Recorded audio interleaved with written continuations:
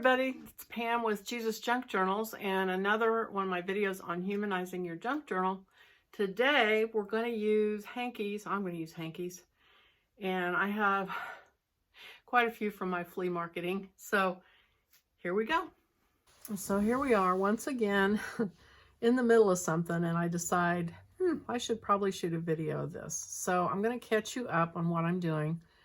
This is for the Humanizing Your Journal, I decided. I thought this is a perfect way to do it, is using hankies, handkerchiefs.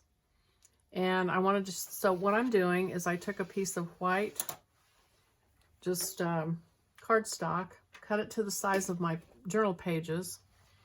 And I want to use this hanky. And so it has this particular color of turquoise. And if you may have that color. I don't have it. So I'm looking at these distress inks, and I know I have the Mermaid Lagoon, which would not match it. And I also had the Lemonade. And so this is where you want to do these palettes when you get these, so you can see your colors, how they print. And I knew that if I mixed those two, it would come a lot closer to that color. So I decided to stencil, because what I'm going to do is put this napkin here, and these upper corners are going to be exposed on both sides. So what I did is I took my stencil and I used the yellow, the Lemonade, and the Mermaid, and went over my stencil with those two colors, and they blended, and I think it looks pretty good with this hanky. So that's one of the things I did. And actually that was tumbled glass that I used. Yeah, tumbled glass and Lemonade. So I stenciled that, and I'll probably use those same colors to do the edges eventually. But this handkerchief, so what I'm going to do, hang on, let me make sure I've got all this stuff put away here, out of the way. I'm going to take this handkerchief, and I ironed it, and then I folded it in half. And then I folded the corners down on each side. And now I'm going to take this page, put it right in the middle. And then I will go to the sewing machine and sew it. But I'm going to line up that middle. Grab it over here on this side. And kind of pull it so that that ironed crease is on the bottom really pretty good. And then I'm going to sew it on the middle with a straight stitch. And so I'm going to show you one that I've already done and how it looks. So that's my plan for that. And here's what it looks like with this hanky. So I stitched it with a straight stitch. Then I went back, and I didn't catch it. I was trying to catch the edges here with a zigzag, but I missed it a little bit here. So it caught it down at the bottom. So this will be the fold. It's not going to show anyway. So what I'm going to do is probably go by hand and just kind of tack it a couple places just to hold it. It doesn't really need it. It's not going to go anywhere. This one, I didn't stencil first. I was just playing around with this hanky, and so I'm like, let's see, what can I do here? So now I'm going to have to go in and stencil something with these colors. I also did a little bit of a zigzag tack over here just to hold that corner. And the same thing on this side. This zigzag did grab. And it is a little tricky because I was trying to zigzag it together at the same time. This was the one I could see, and this one was the one I couldn't see. But it's okay. But first I did that straight stitch, and I held it. What I actually did was I took some washi tape, and let me show you what I did. So when you use this tape, you stick it to your arm first. That's something I learned back in art school on something else. But you take tape, and if you don't want it to mess your paper up, you stick it on your arm, and it takes some of the tack down. And I taped it with the washi tape on both sides to go over to the sewing machine. And then I started up here and sewed the straight stitch. When I got to the tape, I tore the tape off on both sides. And so then that straight stitch held it into position, and then I went back and did the zigzag stitch. And I need to go and tie my knots in all my thread, but that's exactly how I did it. So that's going to give me these pockets. So that's one way to use a hanky.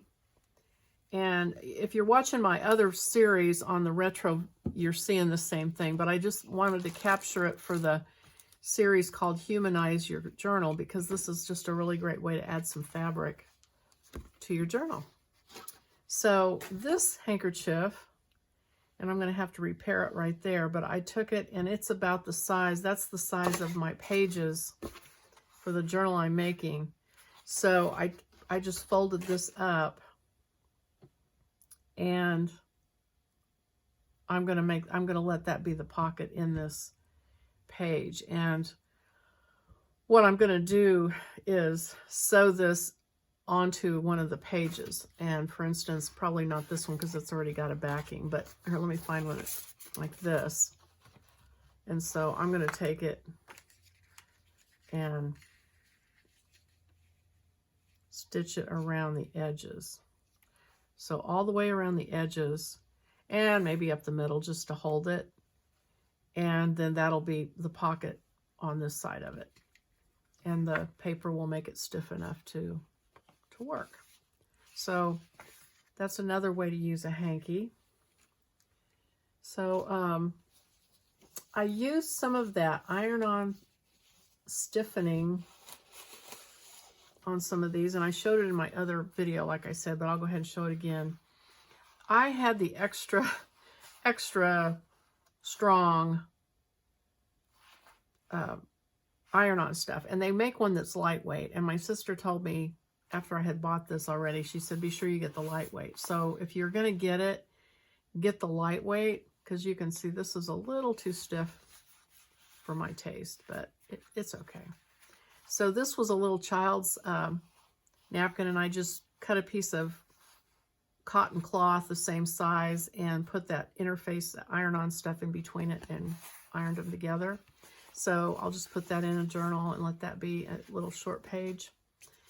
This one's, I cut around this much of it, and I'm going to turn this up and let that be a pocket and use that as a page in the journal.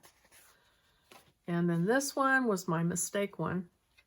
I think I need to go back down, iron it, and see if I can get these bubbles out. But what I learned on this, and I will share with you, is I put it down like this, put it face down, and then ironed this, and you see how smooth this is. What I should have done is put the cotton fabric down and ironed it, and then put this over the top so I could pull this and make sure it got straight.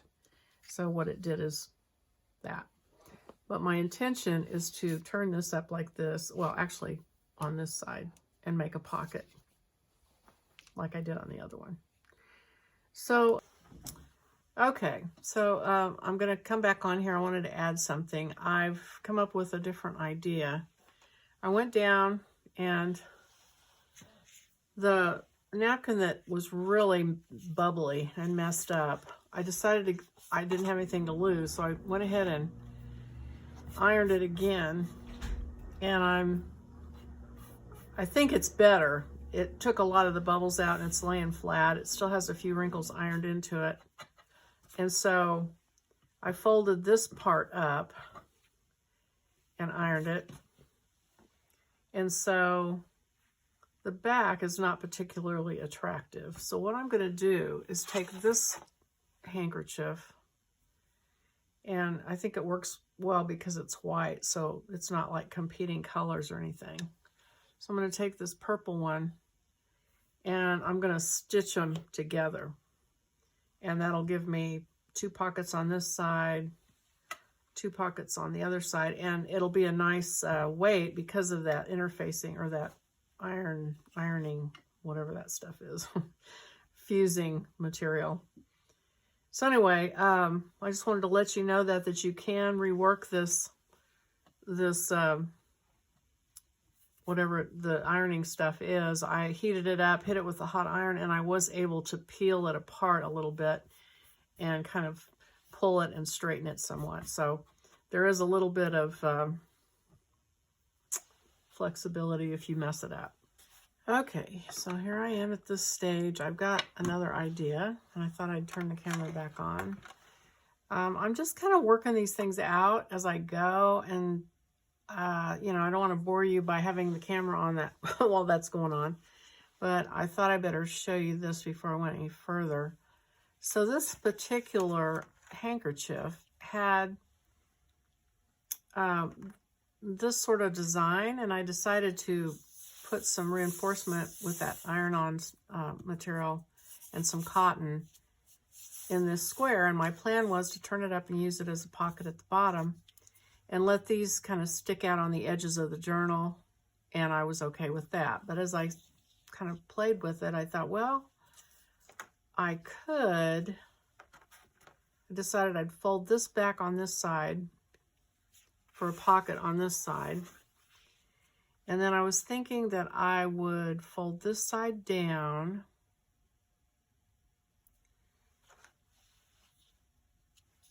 and then I thought, well, these fold in. It would be cool if I had those. I love those closures where it's the little round tab and the string that wraps around.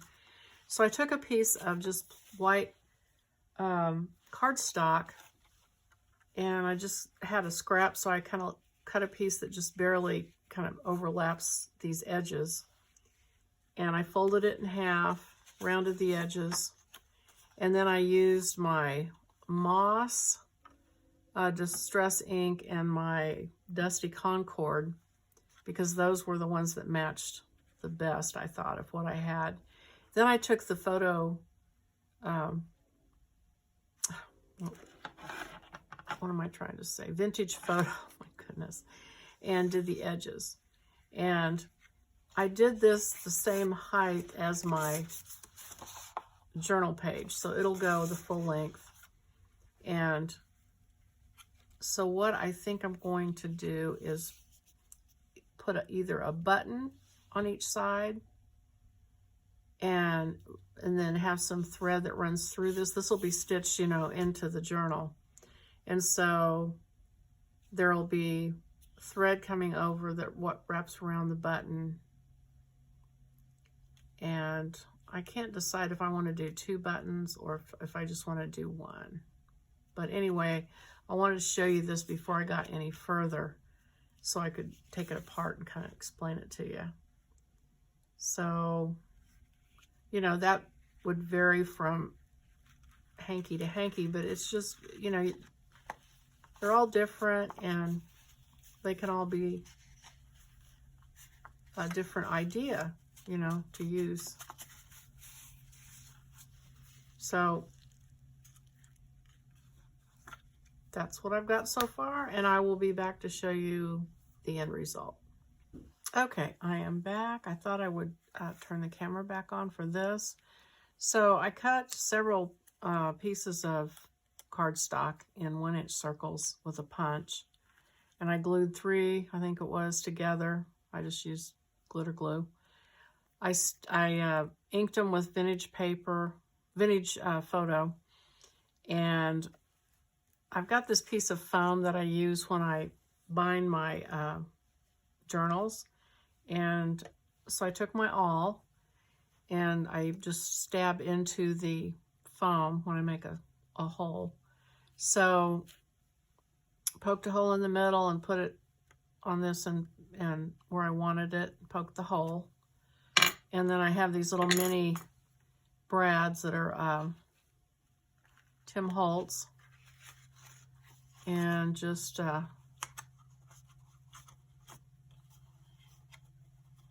did that, and I will most likely put a piece of washi tape on those. I'm not going to worry about that right now, but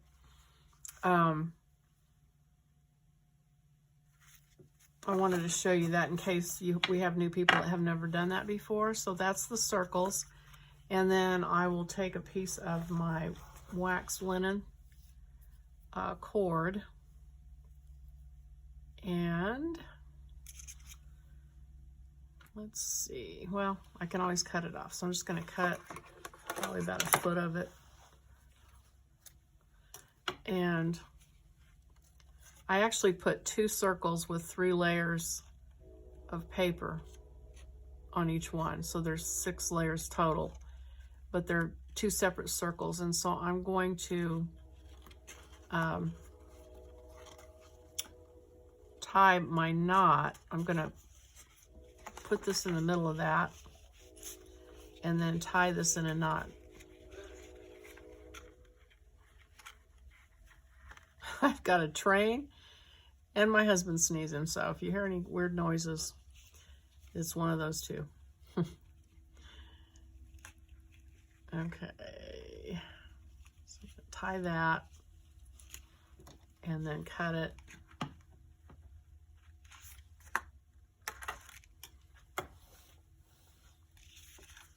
So on each side, and then I've got these buttons. I looked through my button collection. I have these pretty old green buttons that I think will go with that. And I'm going to, it's kind of tricky because this is super thin. So I'm going to put a button on the back to reinforce it, to hold it. And hopefully that will keep it from just pulling out of that cloth. You could also use, I guess, a piece of like one of these circles behind it if you wanted to. But you know, when you sew, a lot of times that's what they do on real thin fabric. They'll put 2 buttons, one on each side of the fabric. So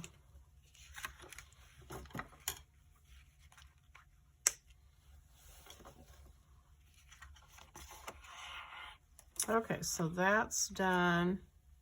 And I still need to find the buttons that I'm going to put on the back of those. So I am going to, again, turn the camera off, but I'll be back.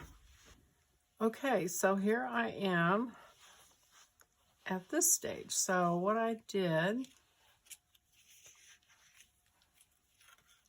so this won't join together till I bind it into a signature. So I'll just have to keep these pieces together. But I sewed my buttons on with a button behind them. And then I decided it looked a little raw with all the edges sticking up and everything. So I just took some purple embroidery floss, which is 6 threads thick. And I took 2 threads off and did it, just did a blanket stitch to stitch these together.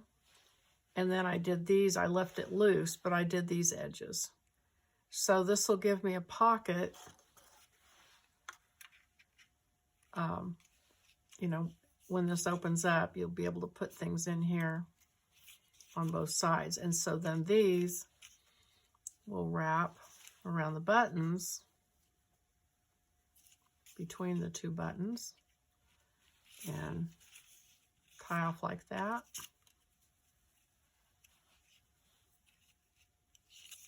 And that.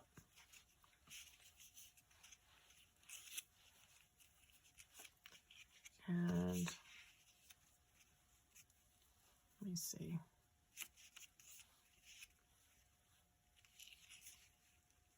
Yeah. So it'll be like that in the book, in the journal. And then on the other side, it'll provide a pocket once it's bound into the journal. It'll have a little pocket down here. So that is that project. That turned out to be a little bit different than what I started out with. So anyway, okay, I'm finally done, and I'm going to end this video, but I hope you enjoyed it. I hope you came along with me and watched all these different steps that I went through. And if you liked the video, please click the like button and think about hitting the subscribe button. I'd love for you to do that. And, oh, I'm getting called downstairs. So thanks for watching. Bye.